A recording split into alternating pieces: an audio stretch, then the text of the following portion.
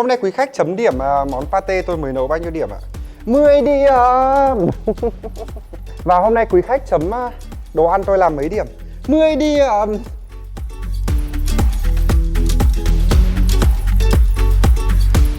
Xin chào tất cả mọi người, chào mừng mọi người đã quay lại cả Dinology. Và bây giờ thì mình đang ngồi ở một góc ở trong nhà mình, có lẽ là cái góc lạ lẫm nhất. Từ trước giờ các bạn chưa bao giờ thấy mình ngồi đây đúng không? Hiện tại thì mình đang ngồi ở trên ghế sofa của Matcha. Đây là một chiếc ghế rất là nhỏ xinh. Tại sao mình lại ngồi ở đây? Thì dĩ nhiên rồi, hôm nay thì mình sẽ làm một video chủ đề về Mochi và Matcha.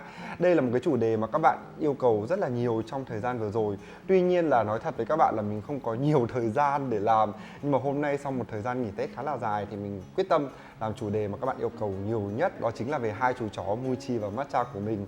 Hôm nay thì mình sẽ cùng các bạn nấu lên cái phần đồ ăn dành cho Mochi và Matcha. Mình biết rằng dành cho những bạn nuôi chó ấy, thì cái vấn đề thức ăn cho chó rất là nan giải đúng không? Bởi vì hàng ngày thì chúng ta phải cho chó ăn đều đặn. Nếu mà chúng ta lười ấy, thì chúng ta có thể cho chó ăn hạt khô như này này. Ở đây thì mình có một thùng hạt khô khổng lồ dành cho Mochi và Matcha. Tuy nhiên là cái hạt khô này ấy, thì nó lại khiến cho hai chú chó nhà mình không được thích thú cho lắm. Mặc dù là nó rất là đủ dinh dưỡng và ăn hạt khô này thì các bạn sẽ rất là nhàn. Các bạn sẽ không phải nghĩ là hôm nay bữa gì ăn gì, các bạn không phải bảo quản thức ăn tươi sống. Các bạn chỉ cần bỏ vào một cái thùng như thế này thôi thì là đã đủ để cho hai chú chó ăn rồi, và nó sẽ bảo quản được rất là lâu. Bởi vì độ ẩm trong hạt khô nó rất là thấp. Các bạn cũng không cần tủ lạnh, cũng không cần hâm nóng, không cần nấu nướng gì cả. Chỉ có ngặt một cái vấn đề thôi, đó chính là chó nhà mình thì sẽ rất là ngán cái vị này. Các bạn tưởng tượng xem, một ngày các bạn ăn 2 bữa như chó nhà mình đi, nhưng mà lại toàn bộ các bữa đều là các thức ăn giống nhau thì nó rất là ngán. Nó thì nó rất là thích đồ ăn của người. Tuy nhiên ấy, là đồ ăn của người thì lại bị một vấn đề, đó chính là nó sẽ không tốt cho sức khỏe của chó. Thứ nhất là đồ ăn của người thì quá là mặn, quá là nhiều gia vị. Nên là khi mà các chú chó mà ăn đồ ăn mặn và nhiều gia vị như vậy thì nó ảnh hưởng tiêu cực đến sức khỏe. Ví dụ như là hỏng thận này, hay là làm rụng lông. Đấy là những cái hệ quả mà chúng ta không hề mong muốn. Vì vậy là mình cũng khuyên các bạn là rất hạn chế cho chó ăn đồ ăn giống như của người. Nếu mà muốn cho ăn đồ ăn của người ấy, thì các bạn phải đảm bảo rằng là đồ ăn rất là ít gia vị. Và các bạn sẽ không cho nó ăn một số loại thực phẩm mà người hay ăn, như là hành này, như là nho này, như là chocolate này. Tất cả những cái đấy đều là chất độc đối với chó. Và nói đây thì hai con nhà mình đây. Đấy, Mochi vì vẫn đang ngủ ngon, vừa được ăn trưa no nê xong. Mochi không hề biết rằng là hôm nay bố sẽ nấu cho một món ăn cực kỳ ngon. Còn kia là Matcha. Hai con ngủ hai góc và không bao giờ liên quan đến nhau cả. Đấy, anh em cùng một nhà nhưng mà cứ hạnh hoẹ như thế đấy. Mochi, Matcha, Mochi, Mochi, Mochi, ra đây, ra đây, ra đây, ra đây, ra đây Mochi, Mochi, Mochi. Đấy, Matcha thì ra trước này. Hello Matcha. Hôm nay nấu ăn cho Matcha ăn. Matcha thích ăn món gì? Quý khách yêu cầu món gì để tôi còn nấu nào? Quý khách thích món gì đặc biệt không? Quý khách thích pate siêu cấp ngon vô địch không? Mochi, anh lớn, Mochi. Đấy, Mochi mà muốn đi ra gặp mình ấy, phải đi đường vòng, không dám đi gần Matcha. Đường mà Matcha đã đi thì Mochi sẽ không được đi nữa. Mochi ra đây. Mochi ơi, Mochi, đấy. Hôm nay Mochi muốn ăn gì? Hôm nay Mochi muốn ăn gì? Mochi mũi to quá. Mũi to như này thì ăn món gì cho hợp lý? Ha ha. Thôi được rồi, không làm phiền hai đứa nữa. Và bây giờ thì cái màn teasing đã quá là dài rồi. Bây giờ thì mình sẽ bắt tay vào bếp để nấu thức ăn cho Mochi và Matcha nhé. Các bạn hãy làm theo mình. Mình tin rằng các bạn sẽ rất là thích cách làm đồ ăn này, bởi vì là món ăn sẽ được bảo quản rất là lâu và rất là dễ sử dụng. Tin mình đi. Nào, chúng ta cùng bắt đầu. Quá là quay lại bếp rồi đây các bạn ơi. Và trên trước mặt mình thì toàn bộ là nguyên liệu để nấu ăn cho Mochi Matcha.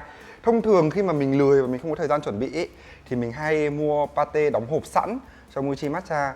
Tuy nhiên là mình tính ra là cái chi phí để mua một hộp pate này thì nó khá là cao. Khi mà mình tự nấu ấy, thì mình có thể giảm được cái số tiền lên đến tận 40-50%. Khá là rẻ và tiết kiệm đúng không? Chúng ta chỉ cần bỏ thêm một chút công sức là chó nhà chúng ta vừa được ăn ngon mà lại còn rẻ nữa thì còn tuyệt vời hơn. Trước khi bắt tay vào nấu đồ ăn ấy, thì mình xin cung cấp cho các bạn thêm một số thông tin, đó chính là về sinh vật. Các bạn đều biết rằng là con chó khác con người và khác con bò. Bởi vì con bò, con ngựa hay con thỏ ấy, thì tất cả đều là động vật ăn cỏ. Và cấu trúc của loài động vật ăn cỏ ấy, thì là cái ruột của nó khá là dài. Số loài động vật thì có thêm dạ dày phụ này, có thêm manh tràng này để tiêu hóa được cỏ cây. Bởi vì cỏ cây ấy, nó là những cái mạch cellulose nó rất là dài. Và để biến được từ cellulose thành tinh bột ấy, thì cái quá trình tiêu hóa của nó rất là phức tạp và phải dùng rất là nhiều enzyme. Ngược lại thì các con vật ăn thịt như là con sư tử, con hổ ấy thì ruột của chúng nó lại rất là ngắn, bởi vì thịt hay là tất cả những cái thức ăn từ động vật ấy thì nó dễ tiêu hóa hơn và nó gần với cả dinh dưỡng trong người các con vật đấy hơn, nên là ruột của chúng nó rất là ngắn. Còn như con người thì là động vật ăn tạp thì ruột của chúng ta nằm ở độ dài trung bình, không giống động vật ăn cỏ và cũng không giống động vật ăn thịt, nên là chúng ta là động vật ăn tạp. Chó thì sao? Chó thì các bạn đều biết rằng chó được tiến hóa từ sói, và sói thì là một loài động vật ăn thịt, nên bản thân chó là động vật ăn thịt, nên các bạn đừng có cố gắng cho chó ăn theo cái chế độ ăn của loài người hay là cho chó ăn chay, ngược với tự nhiên và ngược với cả cái bản năng tiến hóa của chó hay mèo. Mèo cũng thế nhé, cũng là động vật ăn thịt. Vậy nên đa phần tất cả các nguyên liệu dành cho chó đều đến từ động vật, đều là thịt là chính, chứ không có nhiều tinh bột như là người. Và tinh bột dành cho chó thì mình chỉ sử dụng đa phần đó chính là bí đỏ hoặc cà rốt, bởi vì hai con chó nhà mình đều có cái lông màu thiên hướng cam, nên là cần rất là nhiều beta carotene để cho Mochi có màu lông đậm hơn, óng hơn, và Matcha thì cái màu cam của Matcha cũng đậm hơn và óng hơn. Và đây là cái công thức mà mình nghĩ rằng tất cả những bạn mà có chó có màu lông thiên hướng màu da cam ấy có thể tham khảo nấu theo mình, và đảm bảo là chúng nó sẽ rất là thích. Và để nấu món này thì như mình vừa nói, mình sẽ có 2 củ cà rốt, 1 quả bí đỏ. Đây là một quả bí đỏ, đây là bí hồ lô, mình mua cái bí hồ lô này cho nó nhỏ và dễ chế biến. Và tiếp theo, một nguyên liệu không bao giờ thiếu ở nhà mình đó chính là ức gà. Ức gà này mình mua về thì một nửa mình dành để nướng, để mình ăn, để tăng cơ bắp. Còn phần còn lại thì mình làm cho Mochi Matcha, bởi vì đây là cái nguồn đạm rất là nhiều. Và với Mochi Matcha ấy thì đây là một cái nguồn đạm vô cùng rẻ, bởi vì ức gà các bạn mua ở ngoài chợ tính ra có khoảng 50.000 một ký. Nếu mà các bạn nào mà mua khéo hơn thì có thể rẻ hơn được nữa. Rất là rẻ đúng không? So sánhกับthịt lợn bây giờ lên đến hơn 200.000 một cân thì quá là rẻ luôn. Tuy nhiên là chó nhà mình thì mình vẫn ưu tiên cho nó ăn ngon một tí. Và ở đây thì mình sẽ cho nó thêm một phần, cái này là gan heo. Gan heo này thì mình đã rửa sạch và cắt tất cả những cái mùi hôi đi rồi. Tuy nhiên là khi mà nấu đồ ăn cho chó thì các bạn có một cái lợi thế, đó chính là các bạn không cần phải sơ chế kỹ lắm.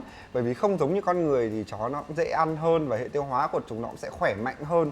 Nên là các bạn cũng sẽ không cần phải sơ chế quá là kỹ với cả thức ăn cho chó. Các bạn chỉ cần mua một miếng gan về, sau đó là các bạn lọc tất cả những cái phần bẩn và cố gắng là ngâm nước, muối một xíu là được. Và đây là một phần gan heo. Và tiếp theo, ở đây thì mình sử dụng khoảng 4 lạng lạc răm. Cái này có lẽ là cái nguyên liệu xa xỉ nhất trong cái phần thức ăn cho Mochi Matcha ngày hôm nay. Tuy nhiên là nếu mà vào thời thấp điểm ấy, các bạn có thể mua thịt heo với giá rẻ hơn. Và tổng cộng phần nguyên liệu hôm nay mình mua hết 150.000. Nếu mà so với cả cái thức ăn đóng hộp ấy thì rất là rẻ. Mình nghĩ mình làm toàn bộ phần này ra, nếu mà đóng vào hộp như là thức ăn mình mua ở trong hộp ấy thì nó phải giá trị lên đến tận phải 300.000 thì mình mới mua được gần đấy. Có khi còn hơn đấy. Và thôi, rông dài như vậy là đủ rồi. Bây giờ thì chúng ta sẽ bắt đầu vào nấu. Và bây giờ chúng ta sẽ bắt đầu phần sơ chế nguyên liệu. Đầu tiên là cà rốt. Thì với chó mà thực ra nếu mà mình không có tâm ấy thì mình có thể là không gọt vỏ cà rốt luôn. Nhưng mà thôi, Mochi Matcha, con cưng thời hiện đại thì cố gắng gọt vỏ một xíu cho đảm bảo quy trình nấu ăn. Mang tiếng là bố làm food blogger mà lại làm cho đồ ăn không ra gì thì cũng mang tiếng lắm. Đấy, mình cũng sẽ gọt sơ vỏ như thế này. Thực ra cũng chỉ để đảm bảo vệ sinh thôi. Đấy, là xong cà rốt này. Tiếp theo đến bí hồ lô, mình sẽ cắt cái đầu này ra. Sau đó bổ đôi quả bí. Và sau đó thì mình chỉ lấy một nửa quả bí này thôi, là tương đương với cả 400g. Và bí này thì các bạn cố gắng là bỏ cái ruột này đi. Cái ruột này thì kể cả người cả chó đều không thích ăn.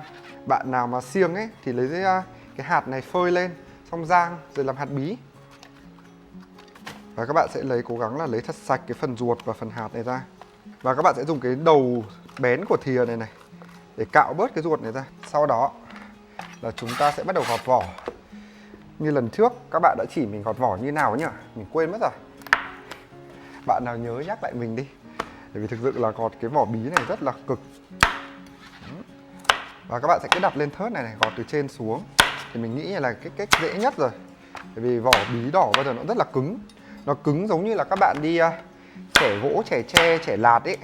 Chứ nó không giống như các bạn đang gọt vỏ một cái quả gì như quả táo hay quả dưa. Rất là tricky ở đoạn này nha. Như vậy là mình đã gọt xong 1/4 quả bí. Đấy, sạch sẽ rồi. Hãy cố gắng là gọt vỏ bí cho sạch. Mặc dù là nấu thức ăn cho chó thôi, nhưng mà chó nhà mình thì cũng không ăn được vỏ. Vì vậy là làm có tâm thì con chó nó sẽ nhớ đến cái tâm của mình. Và người ta thường nói rằng là Nấu ăn ấy thì phải kỹ và phải làm sao cho đẹp mắt và làm sao cho phải gọi là thật là khéo léo. Chính vì vậy nên là khi mà mình nấu ăn cho chó ấy, mình cảm thấy rất là thoải mái, vì mình sẽ không cần phải quá là chú trọng và khéo léo đến từng chi tiết, mà cái gì thì mình cũng có thể làm một cách tương đối đúng phong cách của mình. Và vừa rồi thì mình đã gọt xong một nửa quả bí đỏ. Và món này làm thì dễ ở một điểm ấy, đó chính là các bạn chỉ cần cho toàn bộ nguyên liệu vào xay. Và nhất là với một cái máy xay mạnh như nhà mình ấy thì các bạn không cần phải lo lắng gì quá nhiều. Đầu tiên là mình sẽ cắt bí đỏ ra thành từng miếng nhỏ.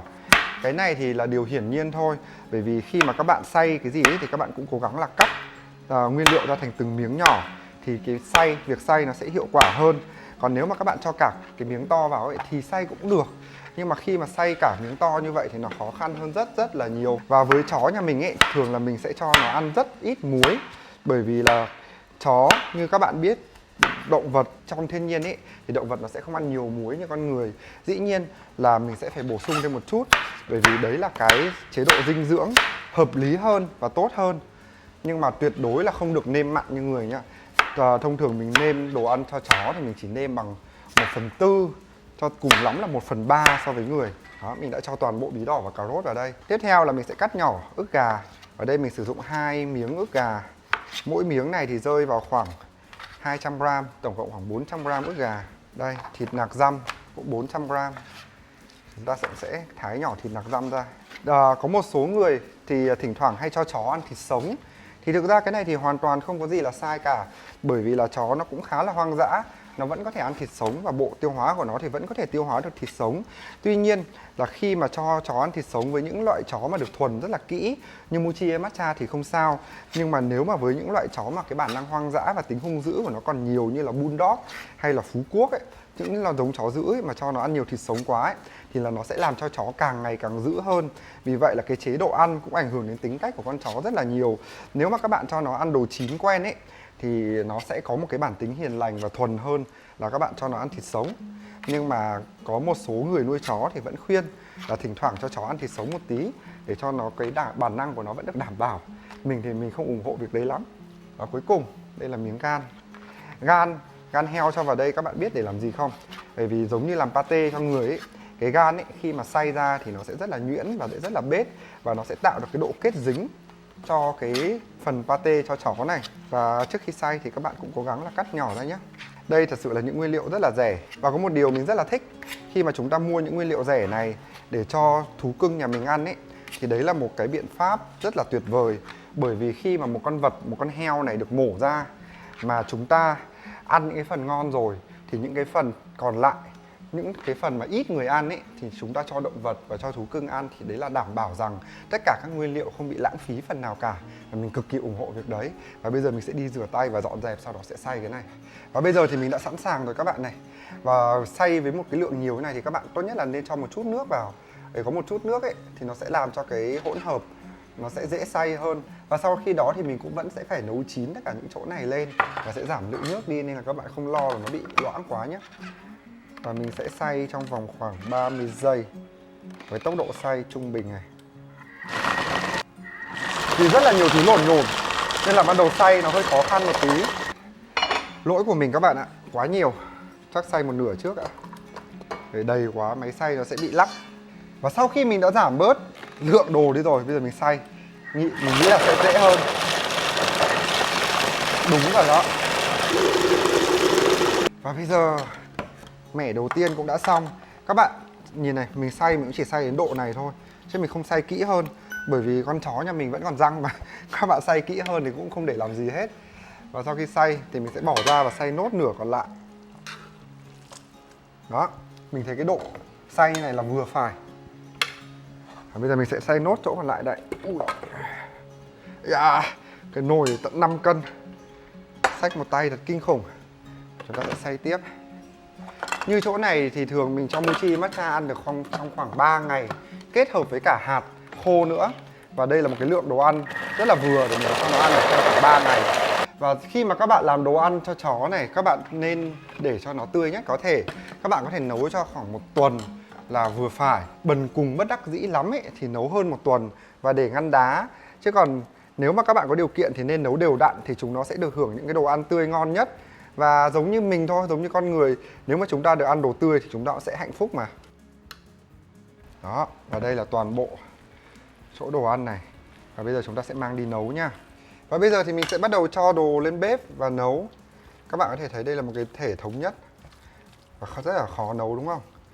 Trước khi nấu ấy thì mình sẽ cho vào đây khoảng 1 thìa muối thôi. 1 thìa muối cho ngần này đồ ăn, rất là ít đó. Tiếp theo thì mình sẽ cho vào đây khoảng 300ml nước cho nó loãng ra, sau đó mình sẽ nấu. Và các bạn nấu này thì cũng không cần phải nấu quá kỹ, các bạn nấu chín tới là được. Thì mình sẽ để lửa trung bình và để ở đây. Và bây giờ thì mình đang ngồi đây quấy đồ ăn cho Mochi Matcha. Các bạn có thể thấy rằng là nó hơi vất vả đúng không? Nhưng mà thực ra thì mình thấy nó cũng không vất vả lắm. Bởi vì một tuần 2 con chó nhà mình to nên mình không thể nấu được quá nhiều hơn. Chứ còn nếu mà chó nhà các bạn nhỏ ấy, một nồi này các bạn nấu ấy, thì chắc là đủ cho chúng nó ăn trong vòng khoảng đến cả tuần luôn. Còn nhà mình thì cứ 3 ngày là phải nấu một lần cho chúng nó ăn như này. Vừa tiết kiệm vừa đảm bảo vệ sinh an toàn thực phẩm. Và chúng nó thì cực kỳ happy. Mỗi khi mà mình cho Mochi Matcha ăn ấy thì mình sẽ lấy một cục này ra. Sau đó thì mình đánh với cả cái hạt khô.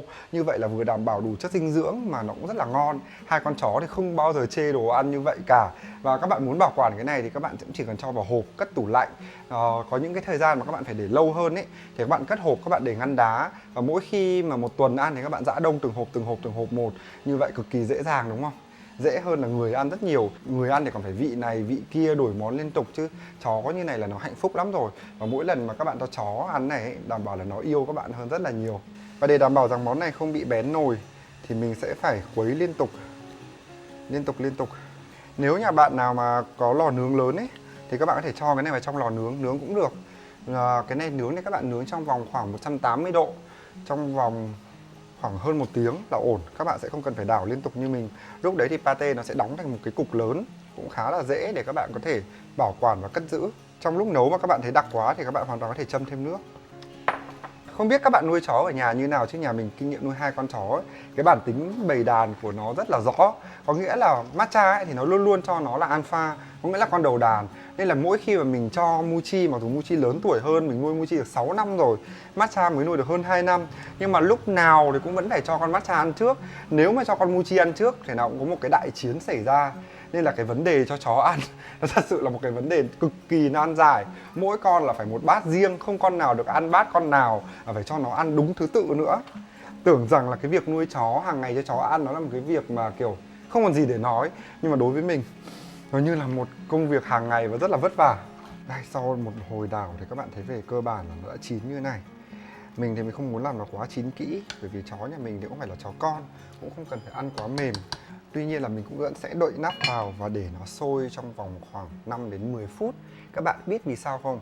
Bởi vì mình muốn để cái thức ăn này bảo quản được lâu. Và khi mà muốn để thức ăn bảo quản được lâu thì đây chính là phương pháp thanh trùng. Bởi vì khi mà các bạn đun sôi như vậy thì vi khuẩn ở trong này nó sẽ chết đi phần lớn. Và khi mà các bạn lấy một cái hộp sạch, các bạn cất vào, các bạn để trong tủ lạnh ấy, thì với cái điều kiện là nhiệt độ thấp này, vi khuẩn ít này, thì là đồ ăn sẽ bảo quản được rất là lâu. Còn nếu mà các bạn để nó vẫn còn bị nhiễm khuẩn, chưa diệt hết vi khuẩn mà để ngay vào tủ lạnh ấy, thì thứ nhất là nguy cơ lây nhiễm sang các cái đồ ăn khác.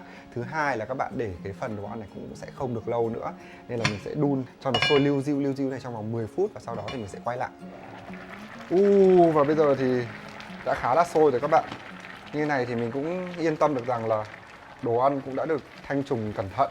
Thực ra nếu mà các bạn muốn làm cho pate nó nhuyễn và bết hơn ấy, thì các bạn sẽ tăng cái thành phần gan lên. Còn mình thì mình muốn đảm bảo cái tỷ lệ cân bằng giữa thịt và gan, nên nó sẽ ra một cái dạng pate mà kiểu lợn cợn như này.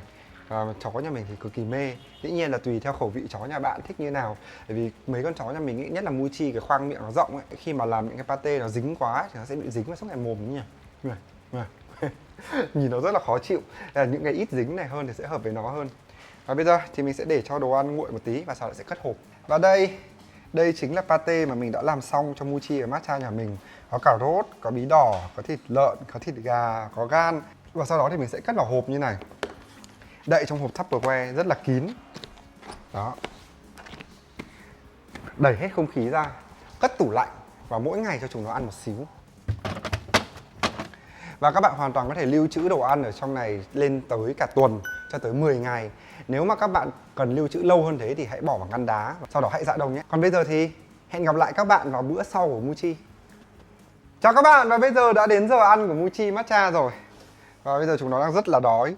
Và đây chính là hộp pate mà mình đã làm từ sáng nay. Và bây giờ thì các bạn đã thấy đấy là cất ở trong tủ lạnh. Thì tình trạng nó rất là ổn. Với thông thường với chó nhà mình ấy thì một hộp này mình sẽ chia ra làm 3 phần. Thì các bạn nhìn này, mình chia cỡ này này. Đó. Mỗi bữa thì hai con sẽ ăn hết 1/3. Đây, 1/3, 1/3 thì sẽ tương đương từng này. Đó. Đây, 1/3 sẽ tương đương từng này, sẽ đủ cho hai chú chó ăn. Và phần còn lại thì mình sẽ dùng thìa sạch múc ra, nhưng mà mình sẽ cất ngay vào tủ lạnh, vì vậy vẫn sẽ để trực tiếp ở trong tủ lạnh. Nếu mà đồ ăn trong tủ lạnh mà các bạn cảm thấy lạnh ấy thì các bạn hãy cho vào microwave vào khoảng 30 giây cho đồ ăn ấm lên. Tuy nhiên là đừng làm đồ ăn nóng quá, bởi vì khi chó ăn đồ ăn nóng ấy, như Mochi nhà mình thì lần nào nó cũng sẽ bị ói, bị nôn, bởi vì nó không quen ăn đồ ăn nóng như vậy. Và đồ ăn này đang hơi lạnh một tí thì mình sẽ chỉ cần cho vào 30 giây để làm nóng đồ ăn lên thôi. Rất là tiện đúng không? Mình sẽ cho vào đây để chế độ cao trong vòng 30 giây. Thinh, xong. Chưa bao giờ dễ hơn như thế. Và bây giờ thì chỗ đồ ăn này đã hết lạnh rồi. Và bây giờ sẵn sàng ăn chưa Mochi? Cái gì ngon thế nhở? Cho ngửi này. Ui trời ơi, cho ngửi này, cho quý khách ngửi này. Ui thơm thế. Và đây là bát ăn của Mochi này. Đó, thì mình sẽ cho phần đồ ăn này vào đây. Ở dưới này thì là hạt. Hai con nhà mình thì một bữa sẽ ăn với ngần này đồ ăn cùng với 2 thìa hạt. Đó. Như này ăn là các cậu mê lắm luôn. Sau đó mình sẽ trộn đều lên như vậy. Và sau khi mình trộn xong ấy thì mình bắt đầu chia cho Matcha. Matcha thì chỉ được ăn một bát bé như này thôi, bởi vì hiện tại Matcha đang bị quá cân. Matcha thì chỉ được ăn một bát bé như này thôi, bởi vì bác sĩ đang bảo Matcha bị quá cân. Mà với tình hình quá cân này mà Matcha quá cân nhiều quá ấy, thì cái xương sống Matcha sẽ không chịu được và nguy cơ cao là sẽ bị liệt nếu mà không giữ được cái cân nặng tối ưu cho Matcha. Nên là Matcha thường thì mình rất là thương, nhưng mà mình không cho nó ăn nhiều quá được. Như vậy là đủ này. Còn đây là phần của Mochi. Và bây giờ đến phần ăn thôi.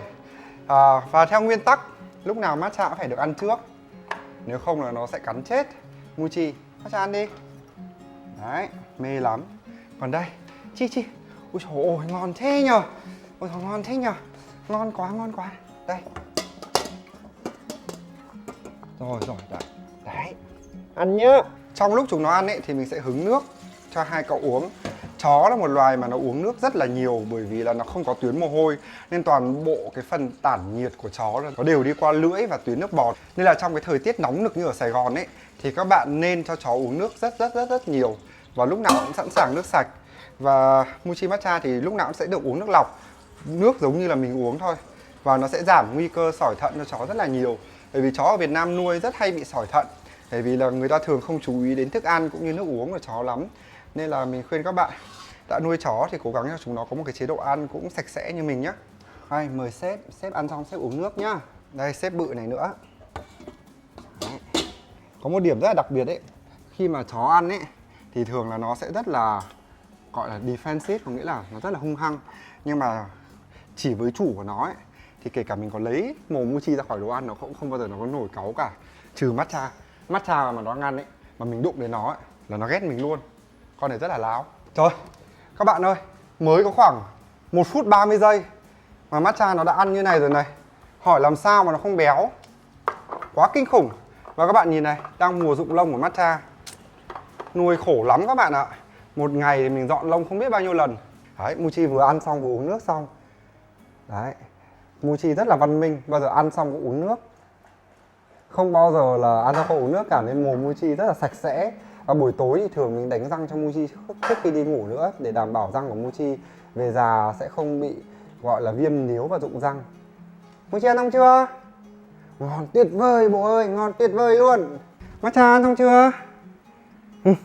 Có tí xíu mà cũng bỏ tôi ăn. Lần sau phải cho gấp đôi tôi mới thèm. Hôm nay quý khách chấm điểm món pate tôi mới nấu bao nhiêu điểm ạ? 10 điểm.